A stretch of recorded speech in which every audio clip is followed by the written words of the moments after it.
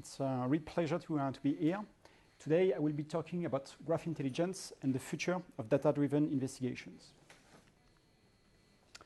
So, as more and more data, as data is becoming more and more voluminous and more complex, we see more and more companies switch to the graph approach to store and query this data. And it makes a lot of sense for this sort of problems.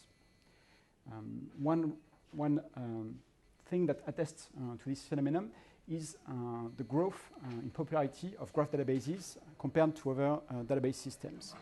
So in this chart, you see in green how the popularity of graph databases is evolving and how it is much faster than other database systems since about 2013. So more and more demand for graph technologies. And today, these graph technologies are no longer reserved to the big organizations, to the Google, to the Facebook, to the NSAs of the world. A lot of organizations can have access to that. For example, Neo4j claims to be working with 75% of all the Fortune 500 companies. So more and more organizations have access to graph. And one of the domains in which graph technology can have the most impact is threat investigation. So we see clients struggle with data which is scattered across multiple tools, multiple silos. The result of that is that it creates blind spots which can be exploited by criminals.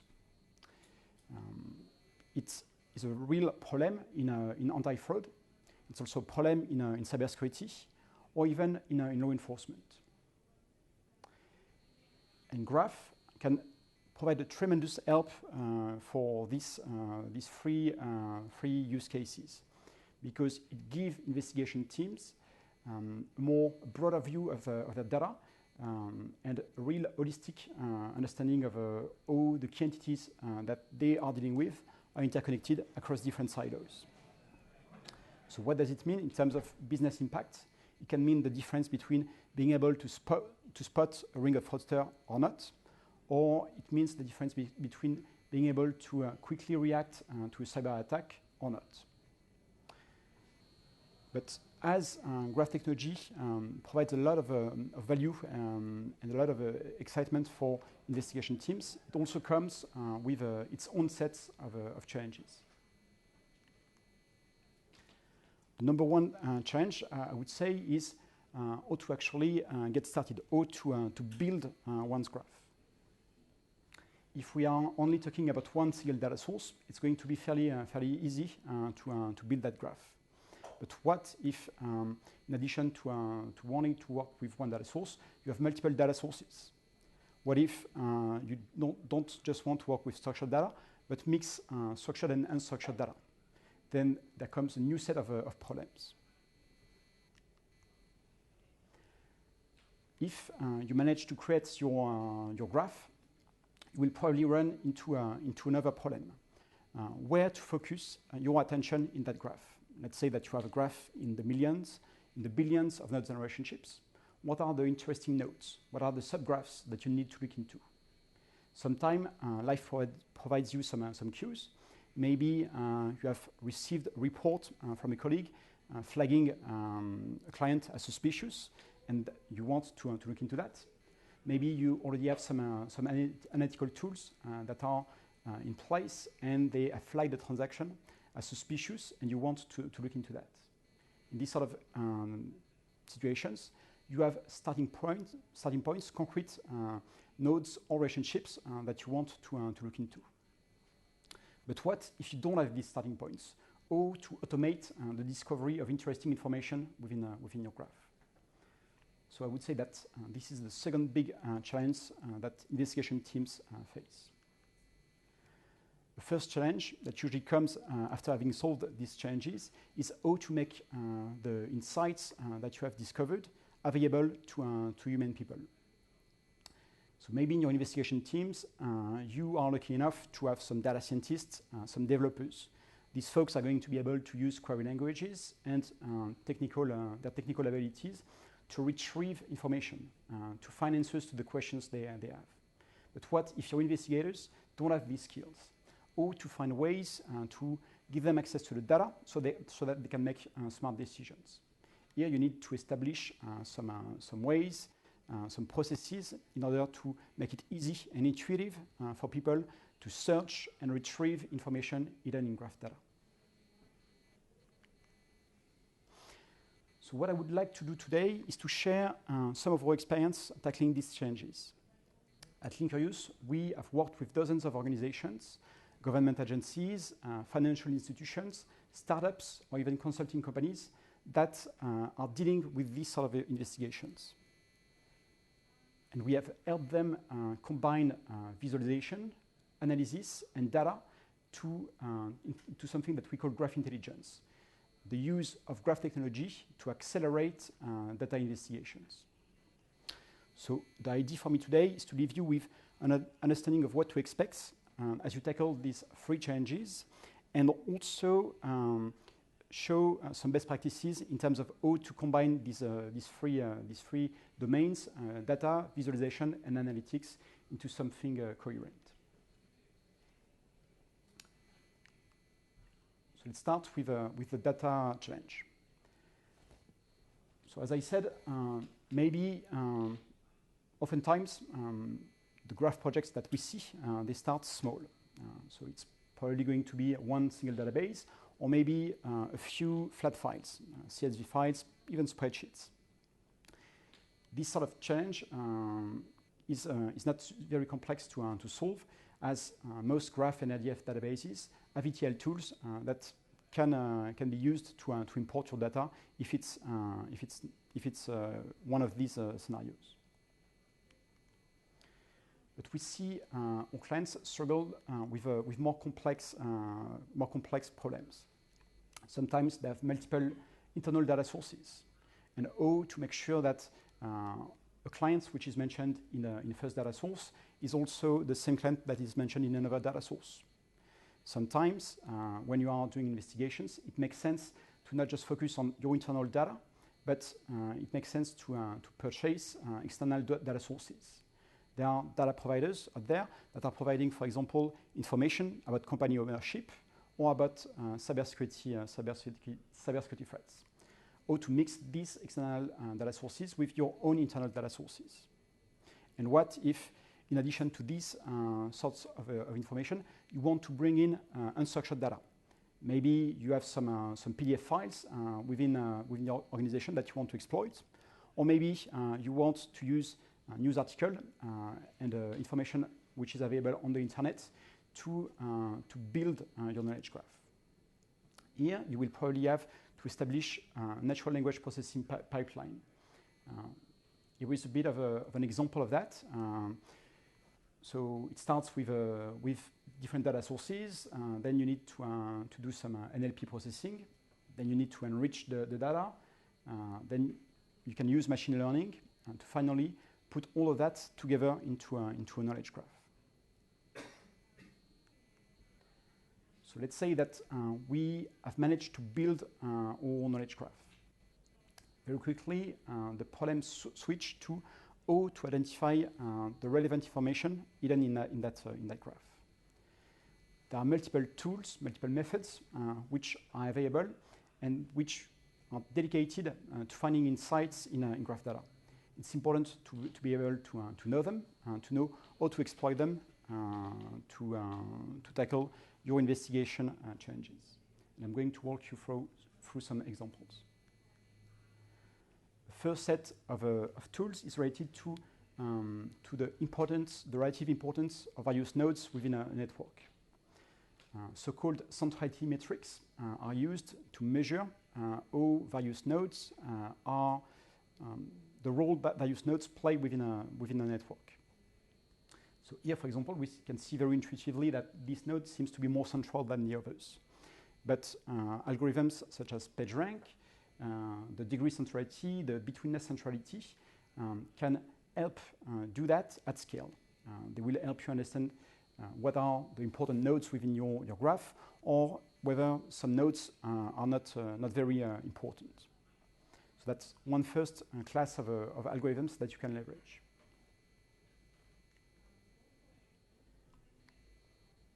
Another type of algorithms is related to the understanding of communities within your graph. So for that node, what are the nodes which are similar to it? Or what are the groups of nodes that exist within my graph? Community detection algorithms facilitate the discovery of this information. Here we can see a bit of an example with one first group here and another group here. Popular community detection algorithms include the Louvain method and the label propagation algorithm. So far we have focused on algorithms that work regardless of your data. But it makes sense to be also specific about the problems that you face and the features of your data. Maybe what you want to uncover within your data set is a structure so that you have a phone number which is coding some other phone numbers which are in turn coding other phone numbers. That looks like a command and control structure and you want to be notified when it exists.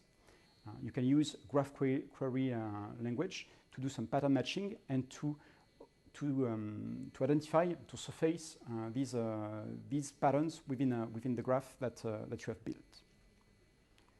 So we have seen a few tools that exist to facilitate the discovery of insights hidden in graph data. So we have solved the data problem. We have discussed how to discover insights hidden in graph data. Another important aspect is how to make all of that available to the investigation team that you are working with. Here we have a bit of an example where we see 1, 2, 3 tables with 9 rows. So it's a very limited data set, but it's already quite tough to understand what is connected to what. Quick show of hand, can someone tell me who John Smith here has emailed or who he has phoned? Yeah. I guess it's a little bit tiny for the text, so that doesn't help. But even if you were glued to the screen, you will probably need some time to answer that question. Because you would need to first look at John Smith, look at his phone number, locate where it appears in other tables. So it appears here. I can see that his bank account is mentioned here. Then you will need to pivot to see what the bank accounts which are connected to John Bank's account are connected to be able to answer the questions that I asked previously. The same process can be greatly sped up with graph visualization. Graph visualization makes it very easy to understand how things are interconnected, and it leads to faster analysis and thus faster decisions. So here we have a bit of an example. It's the same data really, just displayed, represented as a graph.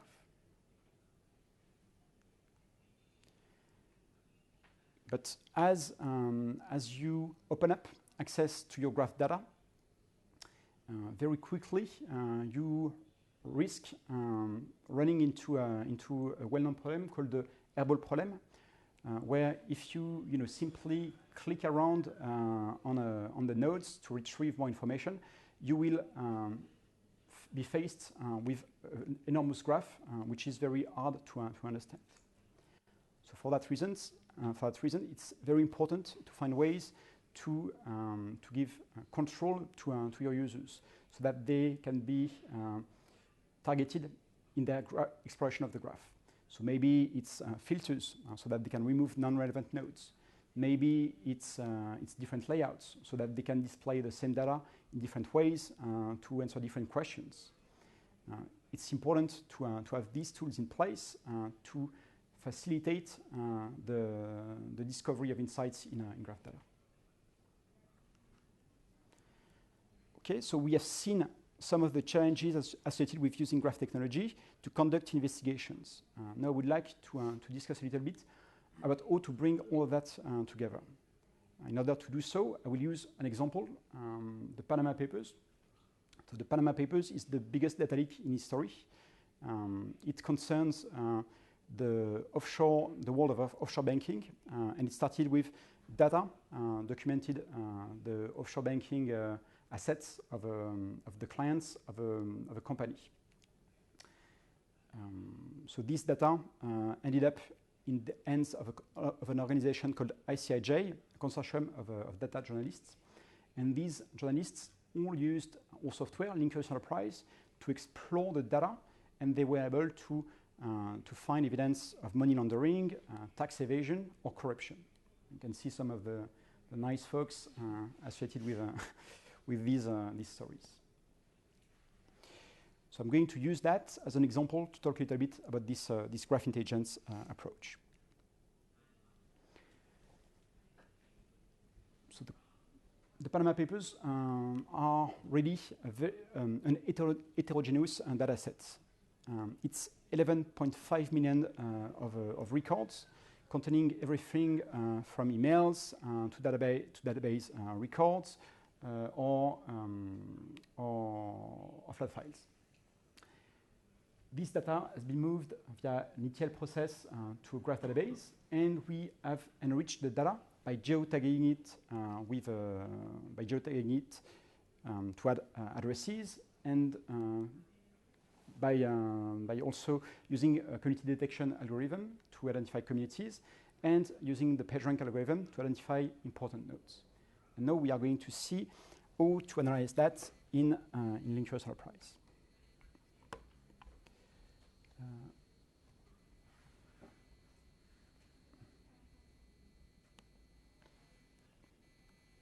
So that's the interface of Linkers Enterprise. And I'm struggling to...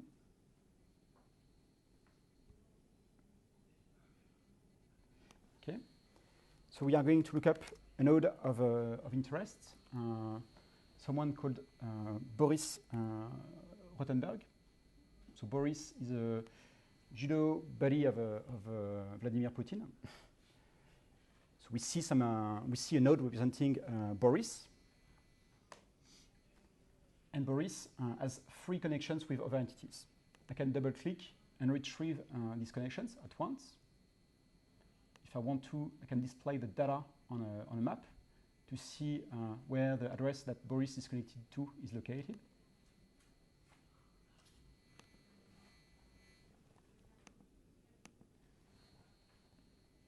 Okay. But what is going to be of interest to me right now is to actually see all the nodes that belong to the same community as Boris. So I'm going to click here and retrieve the nodes belonging to the same community as Boris. So here we are leveraging the work that we have done in terms of identifying the communities, and we add nodes which share common characteristics with Boris. So what do we see? We see, for example, a company such as Marcon Nomini, which is acting as a company registry agent. We see another entity called Island Ventures Group Limited. We see Primrose Hill Management Limited, another entity. We see an important company called Kenrick Overseas Limited here, another company. And we get a feel for the entities that are connected to Boris. If we want, we can further drill down in the data. So maybe we want to focus on that address and see what else is connected to that address. I can double-click and retrieve more information. I can zoom out to get a broader view of what is going on. I can also slice and dice the data. So maybe we want to focus on the officers which are more central in the graph. So I'm going to click on officer. I'm going to click on PageRank, and I'm going to use the PageRank data to filter out the non-relevant. The officers which are less important than the others. Okay, and we see that we have one grayed out officer that has been removed, for example. Okay. So 1 minute left. So we have seen how to explore the data. From here, we can also save the visualization. It's fairly easy to share that with other people. And this can be used to in real time explore complex graphs and find the important information hidden in these large graphs. Today we are working with more than 50 clients, a lot of banks that we are helping fight fraud, but also government agencies that we are helping with intelligence projects or with cybersecurity challenges. If you want to know more about linker use, or if you want to see an actual demo, feel free to come later to our booth for more information.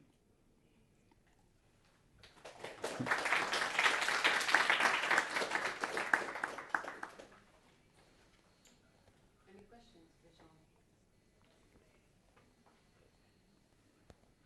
I have a question.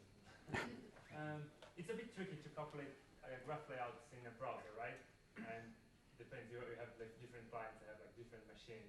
Some of them are very powerful, some other ones are not. So do you do part of the layout visualization in like a server? How does Linker manage that? So this is happening client side, and we are using WebGL, which basically means that we can leverage the GPU to do the actual rendering of the graph. We can display with real interactivity, I would say, graphs in the thousands of nodes and edges. And if we reduce the interactivity, if we remove things such as filters or the advanced features, we can display graphs in the low hundreds of thousands of nodes and relationships.